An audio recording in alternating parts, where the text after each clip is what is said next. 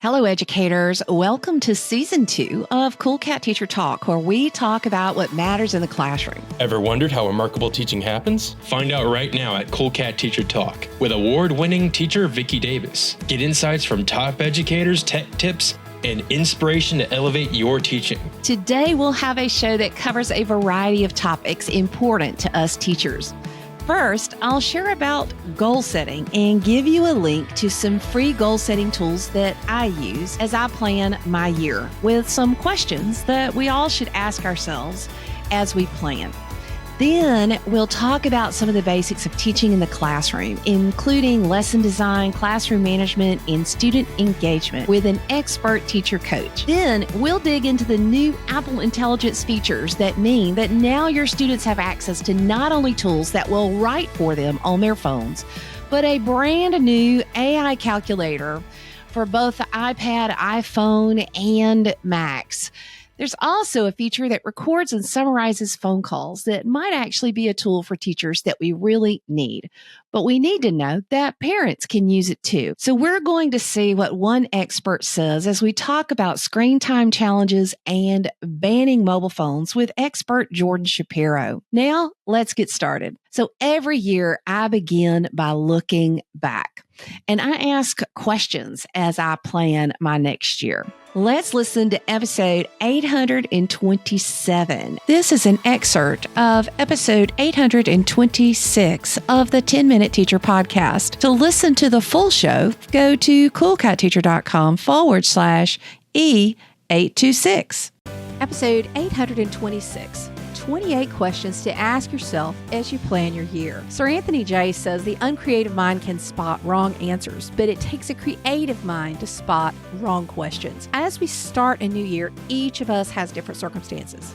One size fits all does not work. Have you found some people spend more time planning spring break than planning their lives? So I like to be intentional about how I plan my year. So in this podcast, I've compiled 28 questions to help you plan the upcoming year. And I also have some forms and materials that I've created that I'm sharing at coolcatteacher.com/annual plan that you can download and use for free. In a fantastic press conference after their win in their bowl game in Tampa, my alma mater, Georgia Tech, one of the players, said something that was spot on. He said, the only thing you can do with the past is to learn from it. And the only thing you can do with the future is to prepare for it. So in each area of life, I take a look at the past to learn from it. And then I have preparations for how I prepare for the future. Because honestly, sometimes we don't know. I actually went through some of this process in 2020. And as we all know, by March, the plan just went out the window and everything changed. But I still think it's a worthwhile process as I think about things.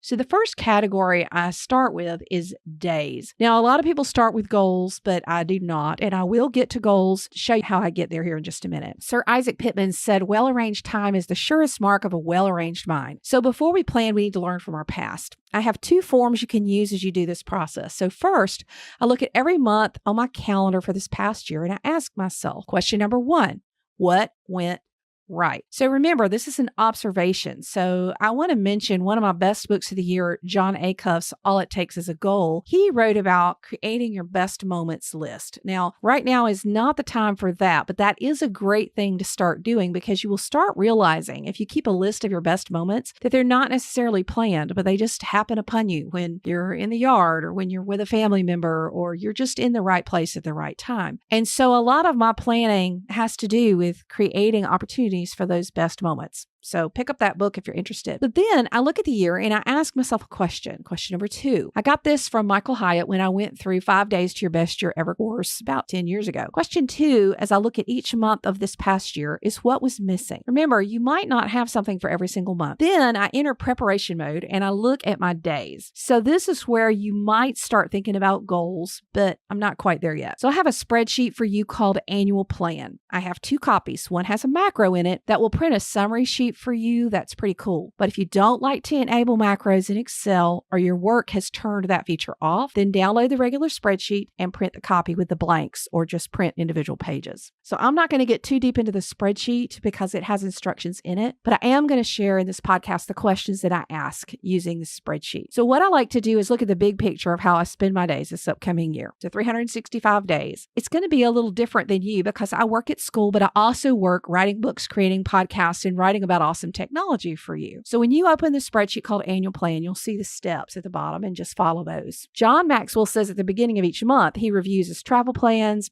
his family time, and he reviews his projects and blocks off time for thinking, writing, working, and meeting people, as well as the fun things. Well, I try to do that every month, but this annual plan is something I do each year to look at the big picture of things because some things take more than a month to plan. So then I start with question 3 and I say, what are my planned days off? This includes weekends, holidays, and vacations. So I take off every Sunday, and I like to take off one Saturday a month from working on the blog and podcast as well as school. If I don't know when the vacations are, I estimate when they'll be and set aside some days, and I talk to my husband about that. So I might try to take 2 or 3 days a year to spend time with my dad, or take a few times a year and do something with my sisters. So I might just have sister vacation and have 3 days, or dad vacation and have 2 days or 3 days, something like that. So then my question number 4 is, how many days will I be working this year? And at that, I literally count how many days I have of school that year. So I don't have the annual calendar for the fall yet, but I do split it up by semester. So I counted how many days I'll be teaching class as well as professional development, and then the number of days I plan to go in over the summer to school. And I kind of give a rough estimate of those because it could change. So then I move to question 5, and that is what I call the passion category. So my creative bucket or passion category is the Cool Cat teacher work that I do. And you'll list the major category that you spend time in if you use the spreadsheet. It could be a hobby, a business, a club, or activity, something you like to work at doing. If you're a coach, it might be that.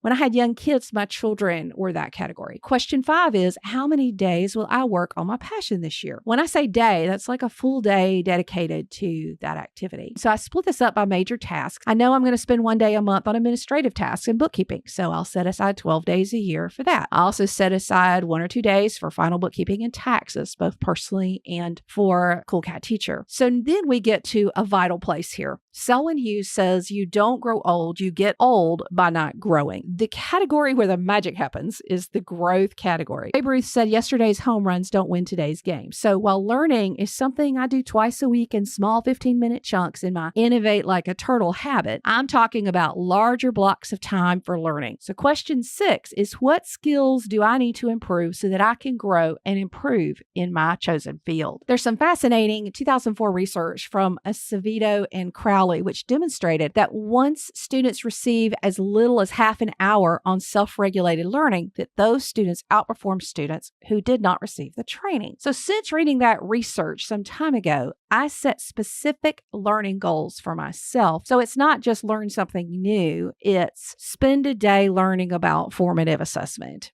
And so for me, a day, I would consider 8 hours. Question 7 is, what learning goals do I need to set for this year? And again, I set those specifically. Additionally, I set creative goals. In their book, Art and Fear, David Bales and Ted Orland talk about an experiment done by a ceramics teacher. 1/2 of the students were told to produce 1 excellent piece of pottery. Only 1 could they submit, and they could get an A if it was a high quality piece. The other half of the class was graded on quantity. So the other half of the students, if they had 50 pounds of pottery, they received an A, 40 pounds, they got a B, and so forth. So John Maxwell said, oddly, it became apparent that the highest quality work was coming from the quantity group. He goes on to say, it seems that while the quantity group was busy churning out piles of work and learning from their mistakes, the quality group was theorizing about perfection, and in the end had little more to show for their efforts than grandiose theories and a pile of dead clay. Now, we can learn about that. We can sit around and talk about the perfect lesson plan, or we can really start cranking those lesson plans out and analyzing and figuring out how we want to improve them. So let's look at Thomas Edison. His goal was to have 1 major invention every 6 months and 1 minor invention every 10 days. And when he died, he had 1,093 U.S. patents and 2,000 foreign patents. So he was pressing himself to create more and more in his area of expertise. He was failing quickly, he was failing fast, but he was also learning fast and producing very high quality work. So question 7 is, what am I producing? And how can I produce more of it so I can learn rapidly while still committing to excellence? So all of these go into my growth days plan. Remember, you can't do this with everything. You have to choose your passion. Then I take all this information and evaluate how I'm looking at my year. My spreadsheet shows me how many days I have left in the year that are unaccounted for. And then I start evaluating. Tolkien, in his book, The Hobbit, said, "It does not do to leave a live dragon out of your calculations if you live near him."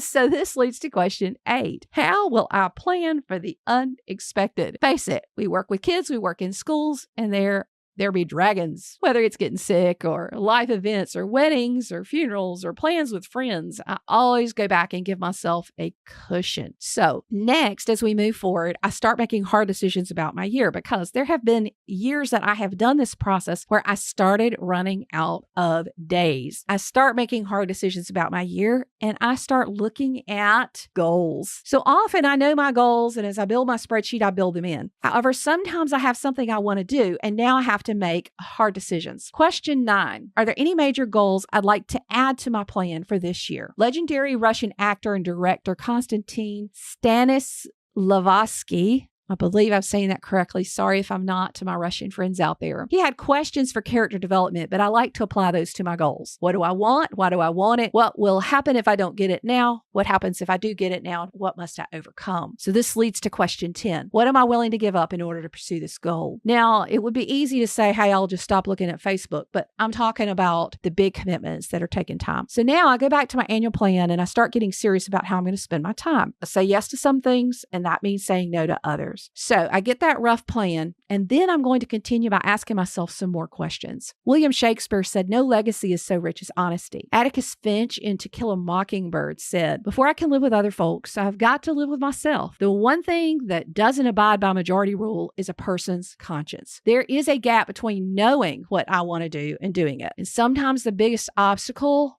for me is my own attitude. Dr. Douglas Spears said, "With advancing years, our greatest danger is not the hardening of the arteries, but the hardening of the attitudes." For question 10, I go through and I say, how is my attitude about blank? I ask this question about work. How is my attitude about work? Exercise, my husband, my boss, my home, my blog, my finances, my pets. I go through all of the things. I might even get specific and say, how's my attitude about my office? Or I try to identify, the things that are basically driving me crazy or that I'm having trouble with. And when I see an attitude problem, a genuine attitude problem, something that if it happens, I just start griping immediately. Then I ask another question. Question 11, if I have a bad attitude about something, what needs to happen about this? Are things I need to learn, steps I need to take, relationships that need to be mended, or what action needs to be taken? So now I look at the problems and situations I deal with in my life. I ask myself question 12. What are the 20% of the issues in my life that are giving me 80% of the problems? And then I rank the issues in order. I always pick what's my biggest issue in the classroom. What's my biggest issue for a Cool Cat teacher? What's my biggest issue with housekeeping or cleaning? And just look at those areas of my life. And then I ask myself question 13. What needs to change in my life to tackle those problems? Again, I can't tackle all the problems at once, but when I identify attitude issues that point to problems to handle, I will go back and adjust my big picture planning spreadsheet. Now, I want to note here that the book Crucial Conversations and also Necessary Endings are books that have helped me a great deal in this area when I had big picture issues to tackle and needed to talk to other people about them. One big thing, sometimes it's not the problem. If everywhere you go, you have the same problem, I'm sorry to tell you this, but the problem is you. And if everywhere I go, I have the same problem, the problem is me. This doesn't mean that we're hopeless. It means that changing our scenery isn't going to change our problem because we're taking our problem with us. You can find the rest of this episode at coolcatteacher.com/E826. Hey everybody, this is Vicki Davis, the Cool Cat Teacher. Welcome back to Cool Cat Teacher Talk. Today, we just talked about planning your year. We're going to talk about classroom management and Apple Intelligence and even why some schools are banning cell phones. Next on the list, we're going to discuss classroom management. This is an excerpt of episode 873 of the 10-Minute Teacher Podcast. Episode 873, 4 Essentials for Every Teacher. Today we're talking with Gretchen Bridger. She is a 2-time National Board Certified elementary school teacher. Now she coaches teachers. She's been in education for 20 years, and she has written Always a Lesson, Teacher Essentials for Classroom and Career Success. And Gretchen, today we're going to talk about 4 essentials for every teacher. Where do we start? Well, I think of these 4 elements like building a house. We're going to start with the foundation. And if we don't get that right, it doesn't matter what the other essentials we try and work on. So the first one is lesson design. And that's different than lesson planning. Lesson planning is a piece of paper. You fill in the box. Lesson design is like you're putting on a play from start to finish. This is a learning experience, and we have to think through all the nitty-gritty details. And so I talk about how to have value in a lesson, but also how to have it have meaning for kids. And when you can have those 2 things at the same time, the lesson really comes alive. We also discuss backwards planning and the essentials of starting with your standard and your objective and going to the end of the assessment. So alignment is there before picking the activities and making sure we're doing that consistently, because when we don't do these essentials consistently, that's where trouble crops up. Yeah. Okay. So one thing that's real important is, yes, we all fill out those lesson plans and do those. But I know for me, and I'm finishing up year 22, is that even though I may have some stuff on paper, I'm always thinking, okay, where am I going to be when the kids come into the classroom? And I'm usually, at the door, unless I have some kind of interesting wow and I want to intrigue them and get them like gathered somewhere, right? But it's kind of like, for me, it's thinking through in my mind, how am I opening? How am I closing? What am I doing in addition to what I may have on paper? So this doesn't necessarily have to be written down, although it could, right? Right. And I call these core moves because I think teachers feel overwhelmed that they have to have a 20-page lesson for Yeah. everything. And I'm like, you're thinking about what environment you want to set up for your students as learners, and you can reuse those elements every time. But it does take intentional thought and planning to design it and then replicate it going forward. So put the time in up front, all the nitty-gritty details, and then we can rinse and repeat. I'm not a fan of scripting or having to read a script. I mean, I'm not going to do it. But then I've seen some teachers lesson plan to the point that they're reading their own script. And you're kind of like, okay, like we're missing the point here. Like this is about an interaction in a relationship, and not just a relationship between us and our students, but a relationship with the content. Right. And isn't teaching so exciting, Gretchen? I love teaching. And some teachers do need to script sections, like what are the questions you're going to ask? Or in your direct instruction, what are the points you cannot forget to say this? And then you rehearse it in the car, in the shower, with a best friend. But yes, when you're live in front of kids executing that lesson, be as present as possible. And so I always say, the more thoroughly you plan and you think through and maybe rehearse that a bit, then you don't have to do that live in front of kids because it's already in your brain, it's in your muscle memory, and you're ready to just deliver and respond to what's happening in front of you. And that's what makes a great teacher. Absolutely. Okay. So now we're ready to go on classroom management, which this will make or break you literally. Yeah. And I will tell you, lots of schools say, hey, Gretchen, come coach teachers on classroom management. And you know what I say? How's their planning? Because below classroom management is that planning piece. And if they go into a classroom and they're just putting out fires, which we think that's classroom management, but that's distracting and you lose time learning. So if we can put procedures in place in our planning phase and then deliver our lesson with those preventions, then you don't see me having to tell Johnny to sit down 7 times or don't throw the paper airplane or all the other distractions that are happening, because I've thought through those hot spots and I've put things in my lesson to prevent that from even occurring.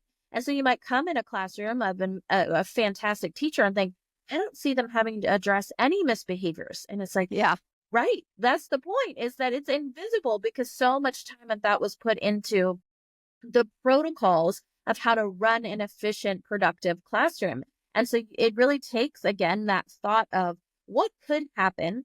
What could I put in place? How about misunderstandings that could occur with my delivery? Because now if I'm answering a question of a confused student, now someone over here who's not confused is now bored while waiting for that student to clear that up. And so they're going to think of something else to do to occupy their brain. And so you've now thought through how to keep the lesson moving, but also how to help this person over here get caught up. And it's this balancing act. And the longer relationship you have with your students, the more you know some of their typical behaviors.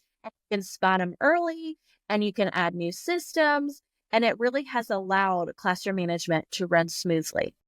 And see, for me, I extend classroom management to my ever valuable substitute teacher.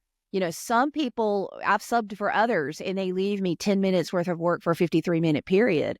And honestly, I'll pull out one of my lesson plans and teach, the day I did it about AI. And I'm not going to let kids sit there and have nothing to do, because nothing to do is really going to make a mess. And so classroom management, I tend to overplan for my subs. Right. Not to put a lot of pressure on them, but I go ahead and train some students. Here are your students who are your on-point students who've been trained on this lesson. They're able to support the other kids. I've already, taken them aside and said, okay, guys, you're doing this lesson. And I have the kids, kind of own the classroom when I'm out. And there are times that subs will do a great job for me. I may not do a great job for somebody else. And because our classroom management extends to our substitute, now we can't always get the greatest hoot. Every so often, I've had a sub who's ignored my lesson plan. And when that happens, it's called get a new sub. But, honestly, if you plan well, people want to sub for you. I mean, people who sub for me are happy to come back and sub for me again. But then there's some people like, don't let me sub for them because they don't plan, so classroom management is us, but those procedures you put in place extend every day. Yep. And I say that there's 3 R's to classroom management. And the first is relationships, because I made the mistake as a classroom teacher jumping right into content and into this is business. And the kids were like, what is going on? And so when you take time to build a family, a classroom family, now they're more receptive to whatever the rules or parameters are, because they feel respected, valued, seen, heard, all the things. R number 2 is now you hit them with the routines and you reuse these routines. So yes, it takes time to think of how you want things done, but then continue to use them and tweak them as necessary. But the third piece is rope them in. If your lesson is boring and dry, you are going to lose them and your classroom management will fall apart. So relationships, routines, rope them in. Love it. These are great things. Okay, so we have lesson design and classroom management, and those are just so important, but there's more. What's next? Yes. Okay, so now we move into the fun stuff of student engagement. And this is where teachers want to hang out. This is why they're on Pinterest and Instagram. Like, give me all the fun things to do. But it goes back to planning with that alignment. Does this align to the skills we're trying to teach? And does this activity do it better than I could do it myself? Especially talking about technology these days. We can't just pick a technology tool and think, okay, get a check on my observation for using tech. Does it enhance the lesson? Does it drive student understanding? And so when it comes to engagement, students have to engage with the content. They have to engage with me, the teacher, and they have to engage with each other. Students love to talk. Some of their understanding and processing comes from talking. And so we have to build that in as part of the engagement, that you're engaging with the text in front of you and you have time to question, answer with the teacher, but you also are able to relay key points to your peer. And that helps the whole process of the lesson sink in. And engagement can be fun, but it has to be, aligned and rigorous in a way that this helps you better understand what we're doing. And it takes a lot of prep. And so when teachers are in planning, instead of filling in the plan and then passing it to the next person to fill in the next plan, this is where we talk. This is what we hash it out.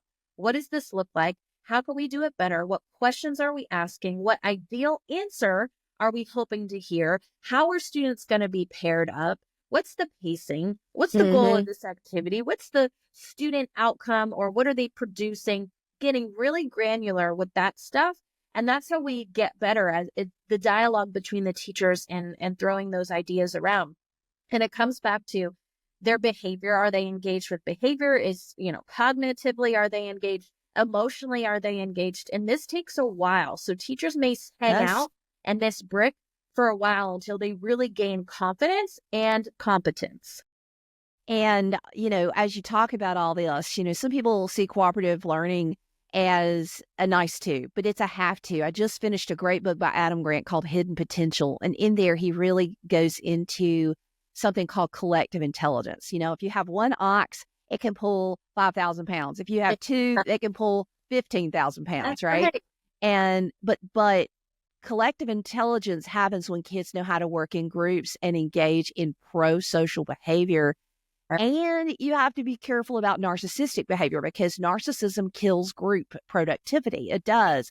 And so to me, even as we're teaching personal intelligence, knowing how to be on a team and having that collective intelligence, I think, is really not been talked about enough, Yeah. And that is part of what you're talking about. That is part of student engagement, because I love that you say engaging with content, engaging with teachers, but engaging with each other. Okay, that's collective intelligence. Like, we've got to get better at understanding and valuing that, because I believe for way too long, we've let some of our, quote, top students feel like they can just go it alone all the way through school. And they're just missing out on the way the world works, And this is why that classroom management underneath it is so important, because now when we release them to be with each other, there needs to be a lot of protocols in place so they know how to engage appropriately and at a deep enough level that it's not just surface conversation, that they can really push each other's thinking and enhance ideas like you were mentioning. Yeah. Again, there's a reason for this sequence. And if a teacher's like, I just want to do the fun stuff and do engagement, well, the levels below it are falling apart. I call it Swiss cheese holes. You got to go back in and fill those holes in and figure out why it's not as firm as it could be. Well, and I had a student yesterday, we're finishing up our app building projects. And as we're recording this, we have our Shark Tank is what we call it today. And one of the students came to me and said, what do? I have a teammate who says she doesn't feel like part of the team, but she has been working like part of the team, but she doesn't feel like it. What do I do? And see, when you start getting to how people feel, like, that's coaching on such a deeper level that's so important. Okay, now you have your fourth one. Let's go ahead and get to that. Now, this is where some folks may never reach, and that's okay. It's student ownership and choice, meaning this is like self-run classroom. And that's only when the engagement has gone so well that you're now able to facilitate. You no longer have to be leading everything and popping in and out and redirecting, that they are ready to go from taking attendance and running G to greeting folks at the door to recapping a lesson with its main points to self-run book clubs. I mean, it can run the gamut. And this allows teachers to step back and say, you have earned the independence to run this classroom and enhance it in a way that I cannot. You are ready to do this, and I have created a space that allows you to do it. And it's all about equity and access. That even though someone can engage at a really deep level, someone else who's not quite there can still have choice and ownership and might just look a little different. And so this is a little challenging because they are, a lot is happening and it's all independent. And the students are able to do it once they've mastered everything that comes below it. And I always say, start small, start giving away some of these administrative tasks around the room, help them build confidence and feeling like, wow, this is really my home base. And I love to show up for work today. And then you could start handing over content stuff where they're able to lead the class and become their own experts. And that's where they come alive and say, I love learning. I feel successful. I feel smart. And I'm excited to show up and work with my peers today. That was Gretchen Bridgers from episode 873 of the 10-Minute Teacher Podcast. Now we're going to talk about that recent update to Apple Intelligence and what it means for the classroom. So in December 2024, I updated my iPhone and my iPad to iOS 18.2, and I updated my Mac to the Sequoia version. And Apple Intelligence is available for those versions. However, my iPhone is a little bit older. You need to have the iPhone Pro 15 or any of the 16 models in order to access Apple Intelligence. And you need to have one of the iPads with M1 or higher of certain models. So you need to check those to see if it's available. My older iPhone accesses some things, but it pretty much doesn't have Apple Intelligence in it. Now, when you update, you go in and there's an Apple Intelligence feature, and there's a lot of different things that you have to set up. So I have a ChatGPT Pro account personally. So when I went into Apple Intelligence, I was able to click and just sign in to my personal ChatGPT account. That makes ChatGPT available inside any of my desktop writing tools. So I use a tool called Ulysses to draft the scripts for my podcasts and TV and radio shows. And in there was a thing called writing tools. So I was able to right click and the tools will proofread, rewrite, make friendly, make professional, make concise, summarize, create key points, make a list, make a table. And then at the end, you can click compose. So what that does on my Mac is it actually pops up a box that enables me to access ChatGPT directly from within Ulysses, Microsoft Word, all that sort of thing. Now, I want to talk about this summarization feature for just a second. And my husband got a new grill for Christmas, and we were talking about, summarizing. And he said, well, I can get a recipe for something I'm going to barbecue by these experts, but I have to watch their videos because there's so many things that they don't put in the recipe that make a huge difference. We don't want people going through med school getting everything summarized. There's a lot of knowledge that happens, and a lot of the knowledge that we transfer as teachers is something called tacit knowledge. It may be knowledge that we don't even know that we know, but the simple interaction with us as a subject matter expert will transform our students. For example, a lot of times I talk about SEO or search engine optimization in my classes with my 8th graders and 9th graders. And I find at the end of a semester with me, my students actually know quite a bit about SEO. Well, SEO is not in my curriculum. And in many ways, it's tacit knowledge. In 2025, I will celebrate 20 years of blogging at the Cool Cat Teacher blog, which kind of blows my mind. But there is something that happens that's a beautiful, wonderful thing that as students interact with teachers who are artisans and know their topic, that they absorb and they learn things that AI could just never capture. In fact, when they train AI to take over people's jobs, that's one of the biggest challenges is how do I capture the tacit knowledge? Now, when you go into your web browser, I've tested this in Safari and in Chrome. When you highlight text and right-click, writing tools does not appear there. But if you go to edit, you will see writing tools there. So basically, if a student has Apple Intelligence, they can access the writing tools from Apple Intelligence right inside Google Docs.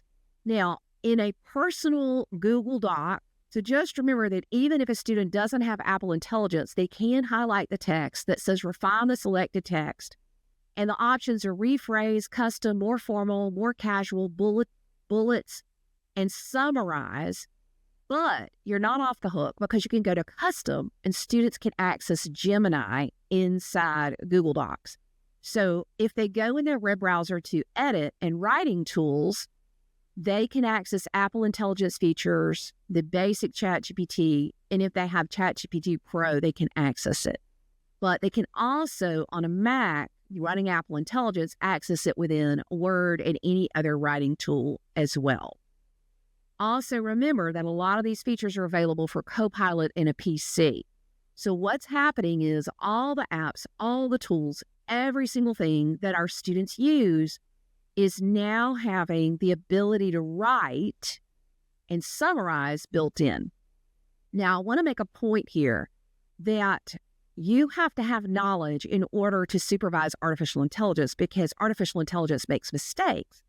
So my friend Dawn, who I have coming on an upcoming show about writing, she actually has a lot of the writing now happen in her classroom. Students are writing, they're outlining and all that sort of thing, and then they're bringing in their final draft that they're writing. We do need to know that many of our students are dysgraphic, for example, and they may have to use a computer. In addition to writing, students can paste in your rubric, they can get formative feedback on their writing. The process becomes far more important than the product in today's teaching. We need to supervise the process. How are students researching? How are they writing? looking in there and being able to see how things change as they write. So if you want to hear more about this, I've talked about it quite a bit in a previous Cool Cat Teacher Talk show that you can access at coolcatteacher.com/talk AI. Now, the second thing that this can do is in the calculator that is on the phone or on the iPad, there's a new calculator button in the bottom left called Math Notes. When you click that, the student will open up something called Math Notes, and then they can take a picture of their textbook. They can take a picture of that IXL problem on the screen, whatever they want to take a picture of, and it will solve the problem for them. As I was doing my research and preparing for today's show, I actually came across a person talking about Math Notes and said, physics students, I'm about to make your day because it will do all of your physics homework for you. I believe we're going to continue to see a difference between the grades that students are making and their test scores. In fact, just a few years ago, the ACT accused schools of grade inflation. They said that students don't know math like schools say they know math. Well, I don't believe that schools are grade inflating intentionally. What I think is happening is that students are using photo math, those that can afford it or have a phone or know how, to solve those problems. Well, now, basically, it's available for just about anybody who can afford the newer Apple. It's right there in Math Notes. There's another thing that's happened that can be good or not so good. So I've written about it before, how I've basically used ChatGPT to I've trained it to ask me questions in order to get an article out or write something. So basically, I would use it as an interviewing type tool. Well, those features have come a long way, and you can record a voice memo and get a full transcript of everything you record and easily turn that into an article, and our students can draft and do that as well. Now, I talked about this in my Cool Cat Teacher Talk show, coolcatteacher.com/talk writing, about all of the tools and how to teach with them and how to use it. So if you want to dig into writing, that's your resource for now that you can use. But there's this new feature on phone calls made on the iPhone for those who have Apple Intelligence. And you can click a button and it will tell both people, do you give permission for this to be recorded? And then it will record both of it. It will save it into your notes with the recording and a summary, and you will be able to view the transcript. But this is what we need to know. Even if you don't hear those words, all somebody has to do is take their phone, put you on speakerphone, and there are a myriad of tools that will transcribe for free and capture every single thing that you've said, both in a recording and in a transcript. So we're really in a world where we need to know that just about every single thing can be recorded. And I know there's a lot of fear based upon, what has happened in Arizona. There's a new charter school that is going to be online completely, and they claim that they can use AI to teach everything the student needs with academic subjects for 2 hours a day. And then the rest of the day, they're going to have leadership and public speaking and entrepreneurship and all these other topics. Now, this is for grades 4 through 8. But the one thing I'll say is any of us who taught through the pandemic and saw kids who came back into the schools after 2 years of at home, and there are certainly many students who have benefited from online learning. So we can never label and we can never say one size fits all. But I can give you trends from 23 years of teaching.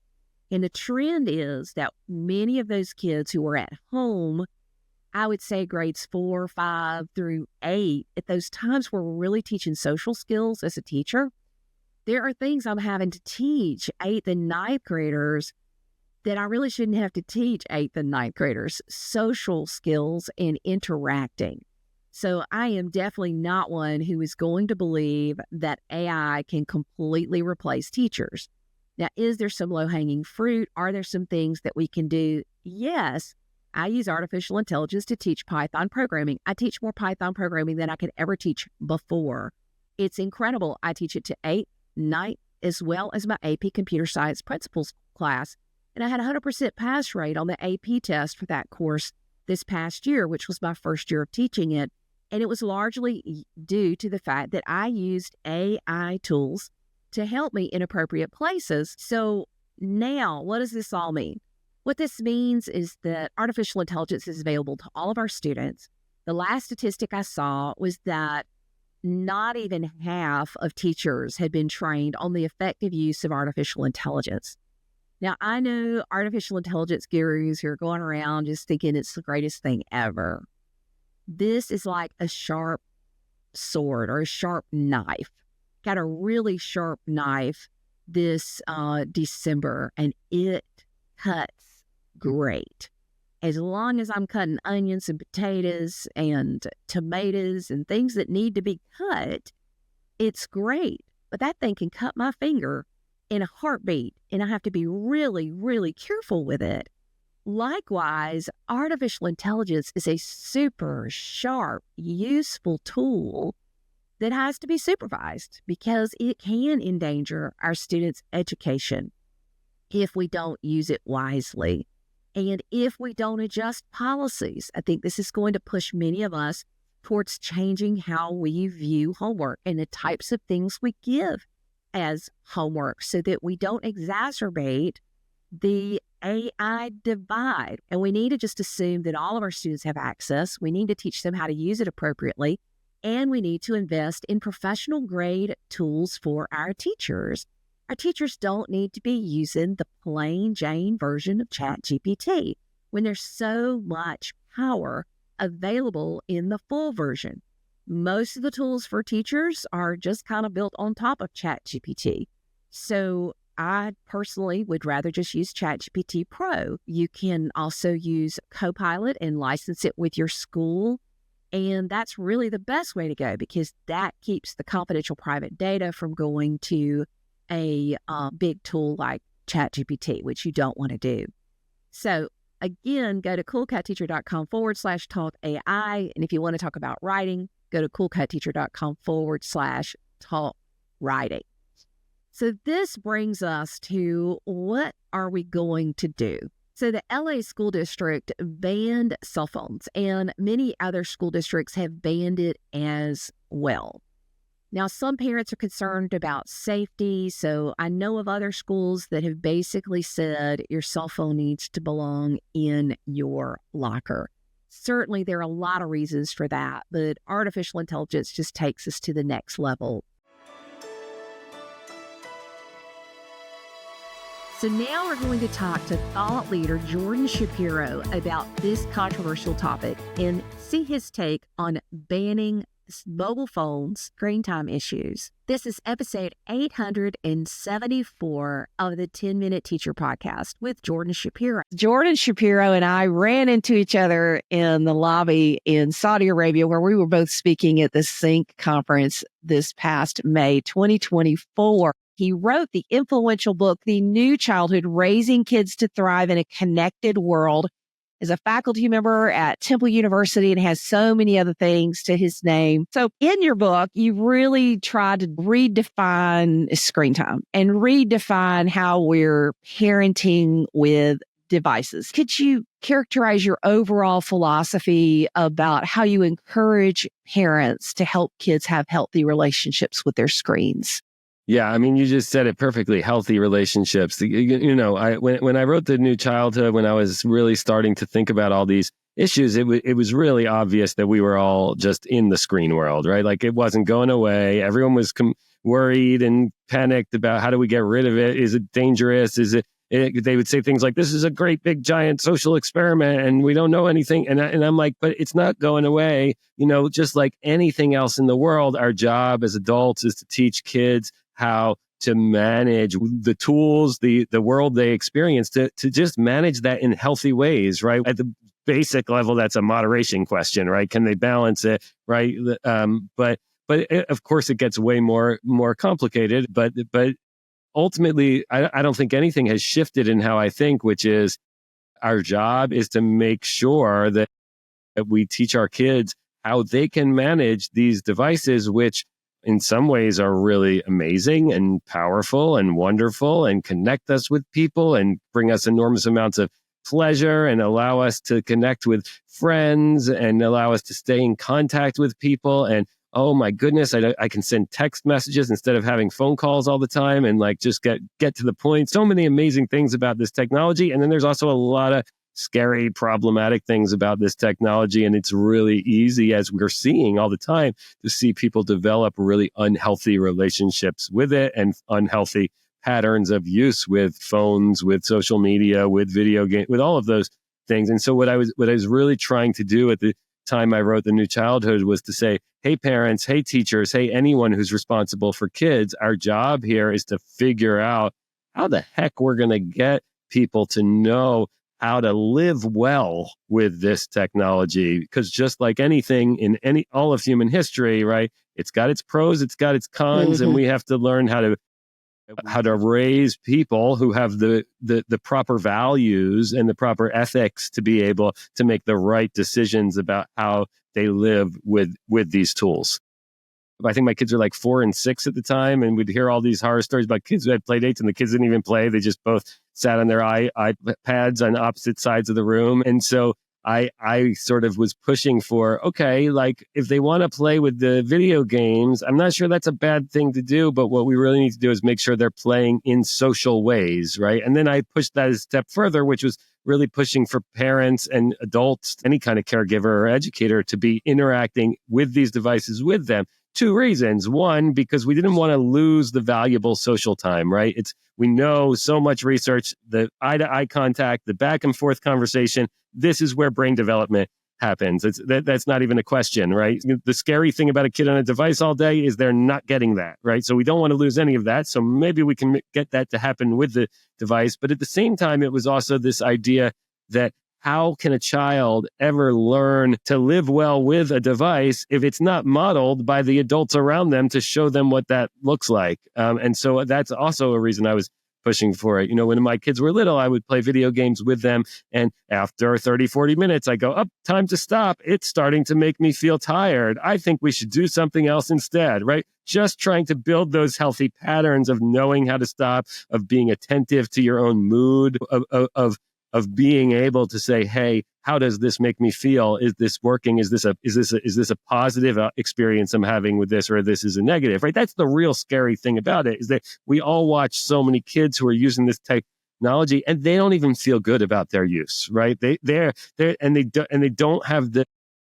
the self-regulation skills to be able to stop when they need to stop. That's point fingers and be like, that's a failure of the adults. But that is our job, is to teach kids how to regulate, like we teach them how. This is what Cookie Monster is about, right? Cookie Monster, he wants to just eat all the cookies until someone says, only one, right? And yeah, that's a skill that has to be learned. And that's a skill you're supposed to learn as you become an adult. And we're still really struggling with that when it comes to screens. And I still believe what I believed all those years ago, which is that the biggest problem there is adults who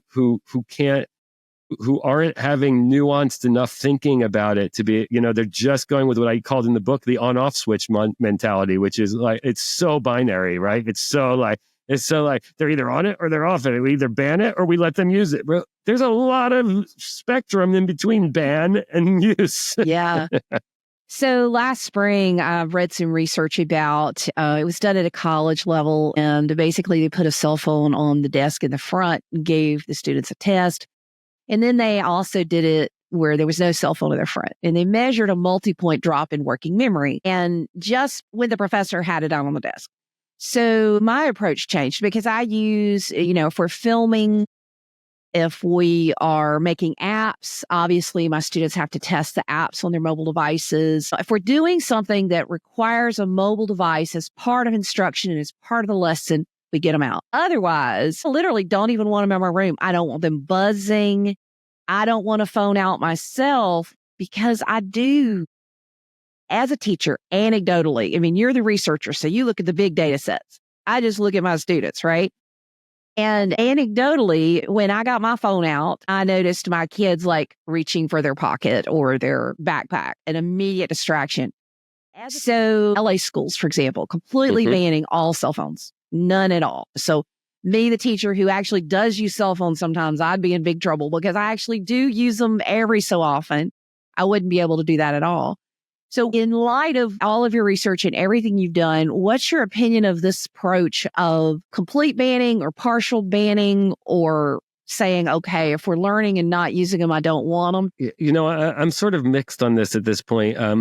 First, as I understand, I don't know if it's the same study, but as I understand the concepts you're talking about, that it's even a distraction if it's in their backpack in the class. Yeah, like if exactly, if it's in the building. Even if it's not buzzing, even if not, they're worried that they have FOMO, right? They have so much FOMO. They're like, oh, what if so-and-so texted me? What if I want to know if they liked my Instagram post? And they're thinking about it, even if it's in their locker, right? That, my understanding is that unless it's outside of the school completely, there's no way to keep it from distracting. So I'm of two minds on that topic, which is, on the one hand, right? Well, when you become adults, you're gonna have that phone on you, and are you going to be able to manage that as an adult if you didn't get the practice of doing it as a kid?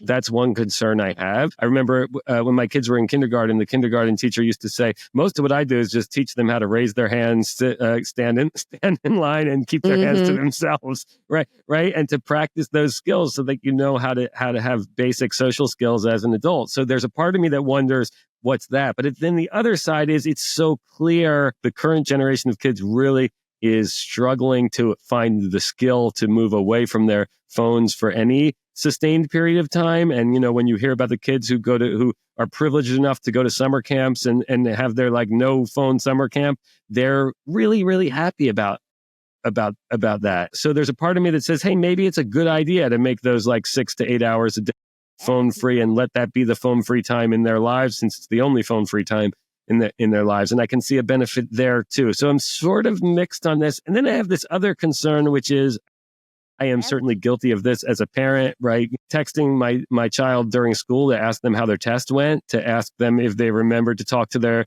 biology teacher about the assignment they missed last night. And I'm not sure that's a positive thing, right? To have so much connection to home. There should be a space for independence, and there should be a space where they practice those skills away from the parent. Also, I think as you become adolescents, I have the concern about the phone's ability to connect you to a social group, right? We know that adolescents make worse decisions when in a social group. So to be constantly connected in a social group is of concern. Obviously, that's going to happen. That's what adolescence is, right? But they still need the time to practice making the right decisions without the constant social interactions and distractions. I think we're still experimenting with this. I think we're still trying to figure this out. I think it may make sense right now to do the school ban. When I was writing about years ago, I argued very strongly to not ban them in I have schools. too. I've written it, and reversed my opinion, though. Yeah. And I think when I was doing that, I was thinking about my own students, university students, and I would tell them I expected them to manage it correctly. Like if they were texting all day, they were, they weren't going to do well. They were going to lose participation points. And most of them chose to just take care of it then. I'm not sure that today's kids are quite ready for that. I'm not sure they've gotten the practice of being phone free that the previous generations had. I'm no longer against the ban. I'm not sure if I'm for it yet. So as we finish up today's show, I want to give you a little bit of encouragement. First of all, don't be overwhelmed. I always talk about innovating like a turtle. To do that, it's 3, 2, 1. First, keep a list of 3 things you want to learn next. Second, twice a week for 15 minutes, pick one of those things and try it out. Then, one time a month, share something new that you've learned with someone else, because we know when we share it, it becomes more permanent. You can't do everything at once. All growth is slow and incremental. Second, continue to read good books and realize the limitation of summarization. Don't fall into the trap to think that when something is summarized, that it is legitimized. For example, this past November, when I was looking up one of the posts I had written about how to have gratitude in the classroom, Google summarized it and summarized the video, and it wasn't even accurate. And I think about people who might look that up, and while it had the YouTube video to the right and it had the link down at the bottom, people are just going to read that summarization at the top of Google.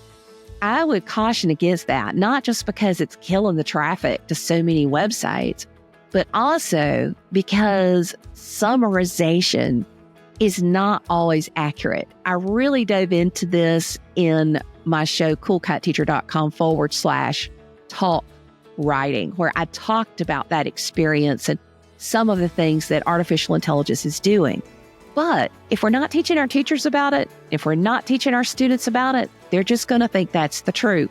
I mean, how many years have we been talking about not quoting Wikipedia? And now AI is quoting Wikipedia, and it's AI. So now we've got even more errors, and we should care about truth and getting to the facts. The third thing is we need to understand the importance of relationships in the classroom.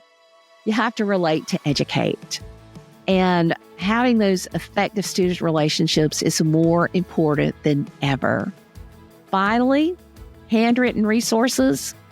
You can use them and use them wisely. Just remember, many of our students have IEPs, then they need to be accommodated. So we're going to have to become experts in all of the great ways that we can use artificial intelligence in the classroom. In December of 2024, the LA Times ran an article that I will be sharing in the show notes about how I use AI in the classroom. And the big part of using artificial intelligence in the classroom is talking about the ethics. The current ethics that I like to use, there's a middle school curriculum from MIT on artificial intelligence that is so powerful. And I take students through it the first and second day of class. Their life is going to be full of using artificial intelligence, but we need to use it in ethical ways. Haven't we learned from the social media disaster that has this generation lonely and depressed? Are we going to let technology also ruin their minds as well? I don't think we should, but I think that also that artificial intelligence can help us do things that we couldn't do otherwise. AI makes mistakes, and we need to remember that we are human beings, not just human doings. And we are far superior to artificial intelligence. And we are the ones who should control it. It should be accountable to us. We need to be careful about our kids interacting with AI bots of all kinds, and we should be able to be supervised. The full episode will be at coolcatteacher.com/talk news 2025. And on that page, I will be posting all of my episodes where I talk about news tips and tools that you can use and current events. So thank you for listening to this episode of Cool Cat Teacher Talk, where we talk about what matters in the classroom. This is Vicki Davis, the Cool Cat Teacher. I'll see you later, educator. Stay in the loop. Visit coolcatteacher.com, follow at Cool Cat Teacher, everywhere you connect. See you later, educators. Thanks for tuning in and listening to what matters in the classroom. This is Cool Cat Teacher Talk.